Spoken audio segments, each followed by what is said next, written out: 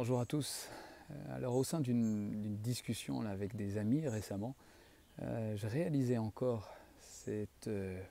notion de projection, de fausses attentes pour la plupart, qui vient un peu nous pourrir la vie, nous pourrir notre relation avec Dieu, en tout cas voiler cet aspect immédiat de la présence de Dieu, cette notion que ce n'est pas lié à nos compétences, nos capacités, notre temps passé dans la prière ou dans la Bible ou dans le jeûne ou je ne sais quoi d'autre, pour juste vivre sa présence ici, maintenant, pour juste développer ce sens de ce que Dieu est maintenant, de ce que Christ est en nous, de ce que le royaume de Dieu est au-dedans de nous. Et bien cette projection qui est bien souvent nourrie avec l'aspect malheureusement de comparaison avec les uns et les autres, ce que eux vivent, comment ils vivent les choses, vient alimenter, c'est ça le problème, d'une manière assez inconsciente en fait, les images qu'on se façonne dans notre esprit, de ce que nous devrions vivre avec Dieu, de ce que nous pourrions vivre avec lui. Et c'est un piège très subtil mais très bloquant. En tout cas, je pense que c'est bon de prendre le temps de faire une pause et de réfléchir à ce sujet, vraiment. Peut-être de demander clairement l'aide de Dieu pour révéler, montrer quelles sont les fausses projections, quelles sont les images qu'on se forme en nous-mêmes de ce que devrait être ma relation avec Dieu, de comment cela devrait se traduire, comment je suis censé vivre ça. Je parlais dans les autres vidéos du silence et puis de l'ennui par exemple. Eh bien, vous pourrez très bien avoir une projection dans votre esprit, une attente de ce que l'ennui est incompatible avec cette attente, est incompatible avec ces projections que vous avez de vivre la présence de Dieu. Comment vous devriez la vivre? Non, l'ennui ne peut pas être l'expérience de la présence de Dieu maintenant, ne peut pas être synonyme de croissance dans la présence de Dieu. Ou alors, lorsque je parlais de respiration, et vous pouvez mettre tout ce que vous voulez sur votre liste, qui peut allier vraiment ce mariage du corps, notre sanctuaire, le sanctuaire de l'esprit, cette espèce d'exercice qui met à l'unisson notre être spirituel et puis notre être physique d'une certaine manière, cet outil de vigilance, d'attention à la présence juste de Christ, ici et maintenant, de Dieu qui est là, eh bien, happé, vraiment absorbé par toujours ces projections, qui sont peut-être floues, pas si précises, mais qui emprisonnent un peu beaucoup de parties de nos pensées, j'allais dire plus profondément des fragments de notre cœur, et qui vient nous isoler, et qui vient nous, j'allais presque dire, nous transférer ailleurs, qu'être ici et maintenant, là, avec Dieu, sans être embourbé dans cette espèce d'attente en arrière-plan, où ça devrait se manifester comme ça. Ah là, je crois qu'il n'y a rien qui se passe, donc c'est que voilà, je ne vis pas Dieu, ou je ne l'expérimente pas, ou il n'y a rien qui se passe. Ou, voilà, cette espèce de raisonnement très subtil. Si on ne prend pas de pause pour les déceler, et j'allais dire les désamorcer, je pense que déjà les constater est vraiment la moitié du chemin fait, pour retirer ces mauvaises herbes là, qui viennent littéralement, j'allais presque dire, recouvrir les bonnes herbes, les semences que Dieu plante en vous et qu'il fait bien souvent en silence, secrètement. Et ce qui est assez pernicieux, j'allais dire, avec ces espèces de fausses projections par rapport à ce que les uns et les autres vivent, ou par rapport à ce que vous-même vous vous êtes imaginé dans votre tête, ou de ce que nous-mêmes on s'est dit qu'il était possible ou que ce serait bien de vivre avec Dieu. L'aspect pernicieux avec ces projections-là, ces espèces d'attentes, c'est qu'à la différence de la colère ou d'un sentiment de tristesse forte ou de découragement, celles-ci sont assez évidentes, elles sont assez palpables, elles sont pesantes, elles sont là, on ne peut pas les nier, et peut-être que là, limite, le positionnement est plus simple. Mais avec l'aspect, j'allais dire, vraiment plus subtil de ces fausses projections, de ces attentes, c'est qu'elles ont tellement fait partie de notre cheminement en Christ pour la plupart, elles ont tellement fait partie de cette humanité, de comparer notre expérience avec les uns et les autres, qu'on ne les voit même plus. On les voit même plus. Si le temps nous paraît long, dans le silence, ou à travers un autre type de relation avec lui, que ce soit à travers la louange, l'adoration ou la danse, et que cela ne correspond pas à cette espèce d'impression intérieure, cette espèce d'attente de ce que nous voudrions vivre si nous faisons telle danse, ou alors si nous chantons tel chant, ou alors si nous restons tant de temps dans le silence. Si ça ne correspond pas, si ça ne matche pas, hein, j'allais dire, avec cette attente qui n'est pas si explicite, qui n'est pas si évidente, mais qui est là, latente en nous, eh bien, soit nous nous décourageons, soit nous annulons ce que tout simplement Dieu est en train de faire. Enfin, quand je dis nous annulons, en tout cas, nous passons à côté de capter ce qu'il est en train de faire là, maintenant. Euh, Parfois, nous régressons aussi, parce que nous perdons courage dans ce que nous entreprenons, dans juste le fait, par exemple, de pouvoir persévérer dans le silence, et puis voir au fur et à mesure, constater comme une prise de conscience, hein, littéralement, que ce silence devient, c'est même pas devient, mais que, prise de conscience que ce silence est Dieu, est la présence de Dieu, est l'amour de Dieu. Hein. Je pense à ce verset, la Sophonie 3.17, qui est tellement magnifique. Dieu est, hein, littéralement, est en vous un puissant héros, un héros qui vous sauve. Il fera de vous, il fera de toi sa plus grande joie. Et la suite du verset est tellement magnifique. Et il se taira ou il gardera le silence dans son amour, ou à cause de son amour. Il gardera le silence dans son amour. C'est toute la mutation, la transformation, ce chemin où le silence est reconnu comme Dieu lui-même, comme pas simplement une présence froide, mais au contraire l'amour de Dieu, hein, qui n'est pas forcément égal à un ressenti tellement fort, mais qui est une captation, je ne sais pas si ça existe le mot, on capte d'un seul coup, on capte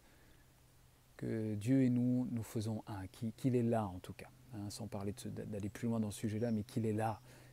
au-dedans, qu'il est là, qu'il nous environne, que nous sommes dans sa main, que son fleuve est là et qu'il coule.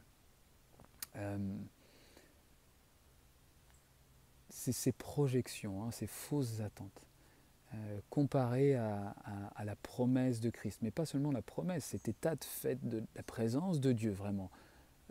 immédiate, ici et maintenant, sans complications supplémentaires. Comparé à ces projections, ou plutôt entremêlé avec ces projections et ces fausses attentes, devient beaucoup plus compliqué, devient beaucoup plus laborieux, parce qu'on est embué, et d'une manière vraiment très subtile, avec ce qu'on s'est mis dans la tête. Hein. Et pas seulement dans la tête, je vous dis, des fragments, je crois vraiment, de notre cœur, des endroits de notre être, sont attachés, sont liés à ces espèces d'attentes et de projections. Pour moi-même, hein, ça a été vraiment un engagement, pour moi un positionnement, une certaine discipline au début de faire attention à la comparaison. Je le dis avec vraiment humilité, mais tout ce qui pouvait toucher aux signes, aux miraculeux en premier, d'une manière beaucoup plus régulière, était pour moi une vraie pierre d'achoppement. Hein, pour plusieurs raisons, évidemment avec ce qui se passe dans ma famille en particulier. Et je crois vraiment que le Père je pense que je peux encore progresser, mais je le remercie parce que je sais qu'aujourd'hui, il y a un certain stade où ça ne vient pas me happer, ou me tirer, ou m'emprisonner et me bloquer, littéralement, m'emprisonner dans cette espèce de, pour le coup, de projection, hein, de désir que je projette, cette image que je m'étais façonnée dans mon esprit, comparée à ce que je vis maintenant. De la présence de Dieu. Avec pourtant, et pour ceux qui me connaissent de plus près, avec pourtant des choses où il y avait des expériences très singulières et qui pouvaient durer en plus de la présence de Dieu. Donc parfois avec plutôt de la part des autres, regarde ce que tu vis maintenant.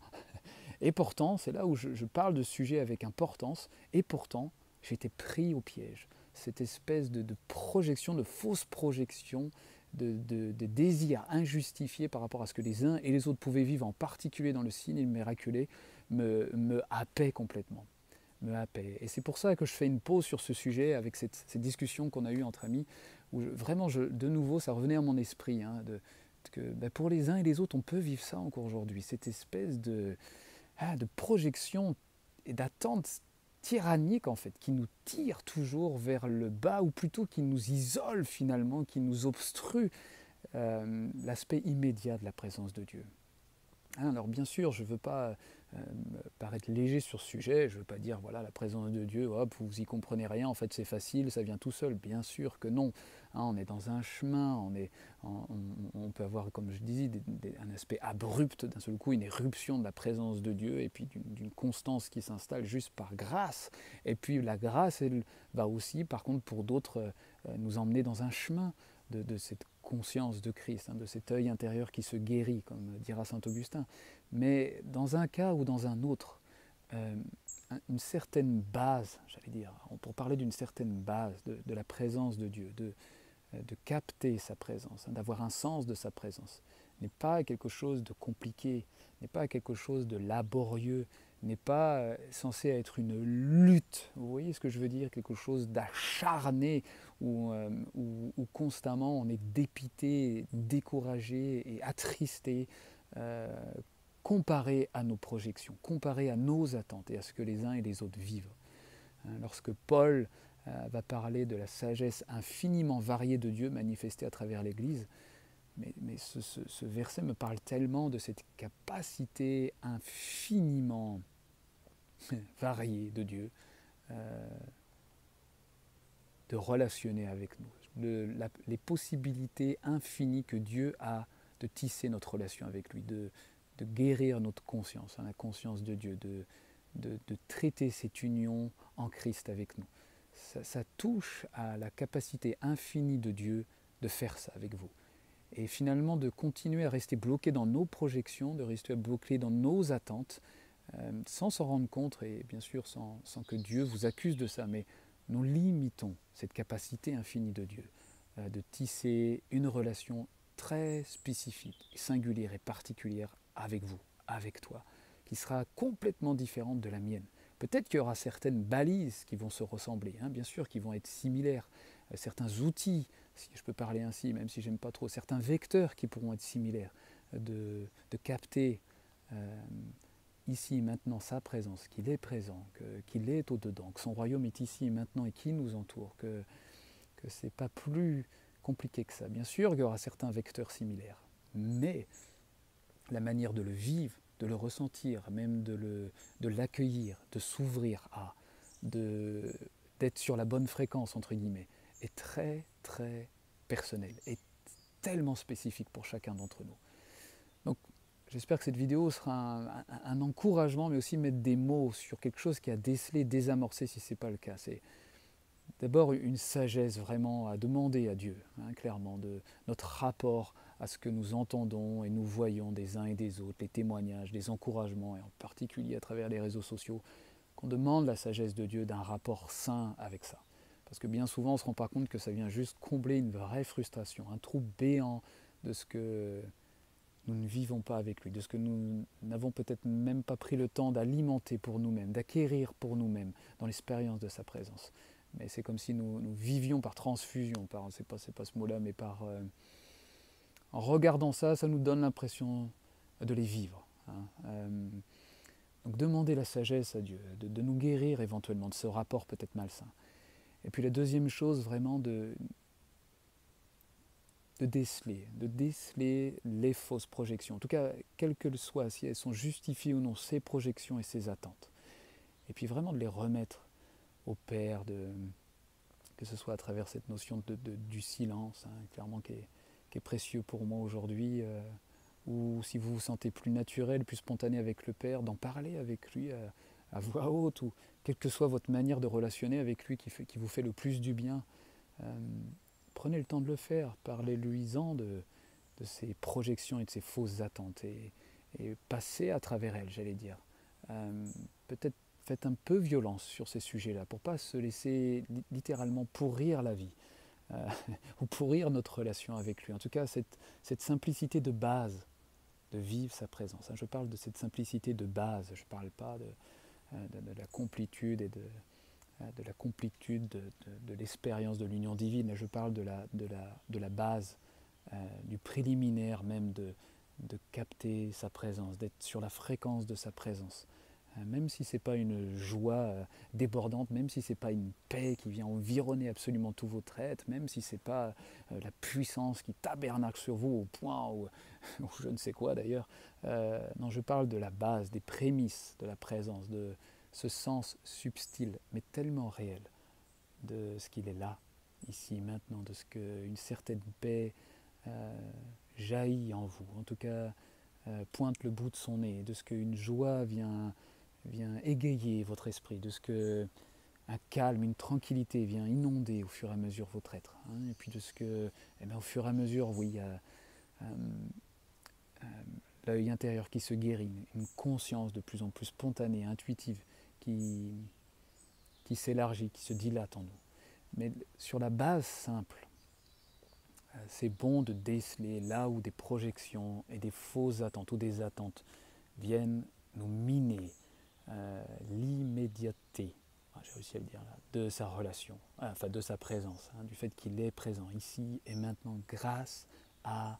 Christ, grâce à ce qu'il a fait pour nous, grâce à son amour infini, inconditionnel, avec lequel il nous aime, hein, comme le Père m'a aimé, je vous ai aimé. Demeurez, restez dans mon amour. Voilà, je vous bénis et je souhaite, j'espère de tout cœur que cette vidéo peut-être mettra un mot, vous permettra de faire une vraie pause sur ce sujet de ces attentes et ces projections, de ce que nous devrions, de ce que nous pourrions vivre avec Dieu, au lieu juste de profiter de ce que Dieu l'a fait maintenant et de ce qu'il est maintenant avec vous, où vous êtes, et de profiter pleinement. Pas chercher, mais profiter, accueillir, recevoir, simplement comme un enfant, sans s'attendre à quoi que ce soit. C'est Jean de la Croix qui disait cette attention amoureuse vers lui, sans chercher à entendre ou sans s'attendre à quelque chose de lui. Mais être là et tourner son attention vers lui, être vigilant au fait qu'il est là, maintenant, ni plus, ni moins, surtout ni moins. Allez, je vous dis à très bientôt.